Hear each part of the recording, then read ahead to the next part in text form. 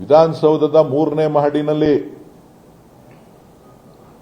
ವಿಕಾಸಸೌಧದ 344-45 ಕೊಠಡಿನಲ್ಲಿ aunty ಚೇಂಬರ್ನಲ್ಲಿ ನನ್ನನ್ನ 5 ಬಾರಿ ಅತ್ಯಾಚಾರ ಮಾಡಿದ್ರು ಅನ್ನುವಂತ ಹೇಳಿಕೆಯನ್ನ ಮುಚ್ಚಿಟ್ಕೊಂಡಿದ್ದೀರಲ್ಲ ನೀವು ಮಾಧ್ಯಮದ ಸ್ನೇಹಿತರು, ಅದು ಸರಿನಾ?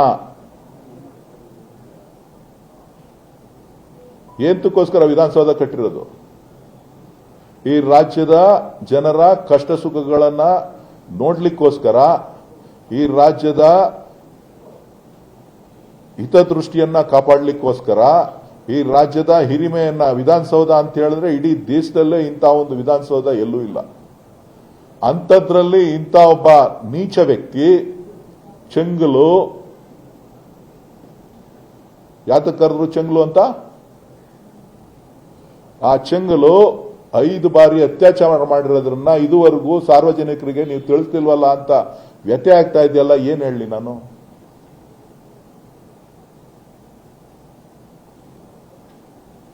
ಇವರಿಗೆ ಅಧಿಕಾರ ಕೊಟ್ಟಿರೋದು ವಿಧಾನಸೌಧದಲ್ಲಿ ಆಂಟಿ ಚೇಂಬರ್ನಲ್ಲಿ ದಿವಾನ್ ಕಾಟ್ ಮೇಲೆ ಅತ್ಯಾಚಾರ ಮಾಡಿದ್ರ ಬಗ್ಗೆ ವರದಿ ಆಗಿದೆಯಲ್ಲ, ಏನ್ ಹೇಳ್ಬೇಕಪ್ಪ ಇದಕ್ಕೆ? ಆ ಭಾರತೀಯ ಜನತಾ ಪಕ್ಷದವ್ರಿಗೆ ನಾಚಿಕೆ ಇಲ್ವಾ ಇಟ್ಕೊಳ್ಳಿಕ್ಕೆ ಇವ್ರನ್ನ ಪಕ್ಷದಲ್ಲಿ? ಅವ್ರ ಮೇಲೆ ಕ್ರಮ ತಗೊಳಕ್ ಗೊತ್ತಿಲ್ವಾ ಇವ್ರಿಗೆ? ಹಂಗಾರೆ ಇವರೆಲ್ಲ ಸಪೋರ್ಟ್ ಅದೇ ನನ್ನ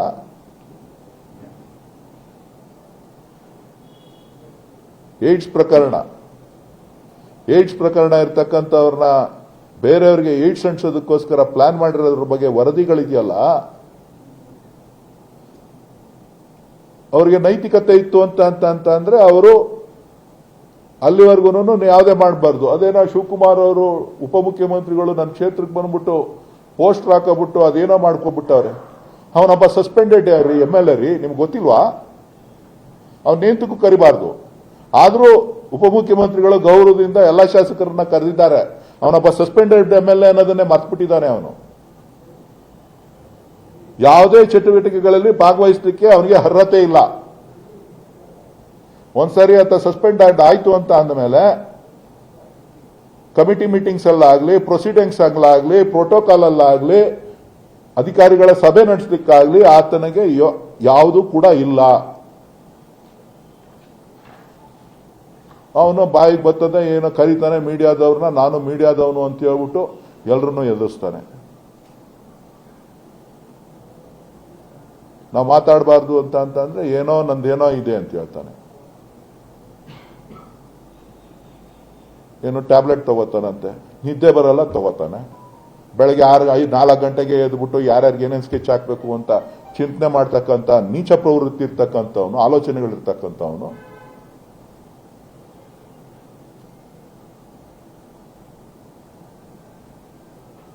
ವೋಟರ್ ID ಪ್ರಕರಣದಲ್ಲಿ ಏನೇನಾಗಿದೆ? ಯಾರಿಗೆ ಲಂಚ ಕೊಟ್ಟಿದ್ದಾನೆ ಅಂತಕ್ಕಂಥದ್ದನ್ನ, ಎಲ್ಲೆಲ್ಲಿ ಲಂಚ ಕೊಟ್ಟಿದ್ದಾನೆ ಅಂತಕ್ಕಂಥದ್ದನ್ನ ಮಾತಾಡ್ಸೋದಾ?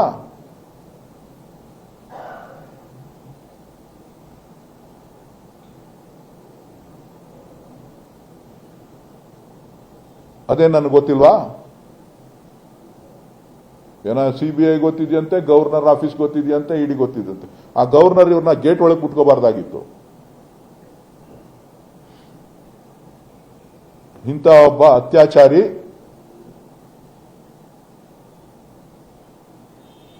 ಇಡೀ ಆಡಳಿತ ವ್ಯವಸ್ಥೆಯನ್ನ ಕುಸಿತ ಮಾಡತಕ್ಕಂತ ಒಂದು ಪ್ರವೃತ್ತಿ ಇಟ್ಕೊಂಡಿರ್ತಕ್ಕಂಥವನ್ನ ಕರ್ಕೊಬಂದು ಏನ್ರಿ ಮಾಡ್ತಾರೆ ಗವರ್ನರ್ ಅವರು? EDಗೆ ಕೊಡ್ಲಿ, ಇಡಿ ಏನ್ ನೋಡಿಲ್ಲ ಅನ್ಕೊಬಿಟ್ಟಿದ್ದಾನೆ, ಎದುರಿಸ್ತಾನೆ ಅಧಿಕಾರಿಗಳನ್ನ.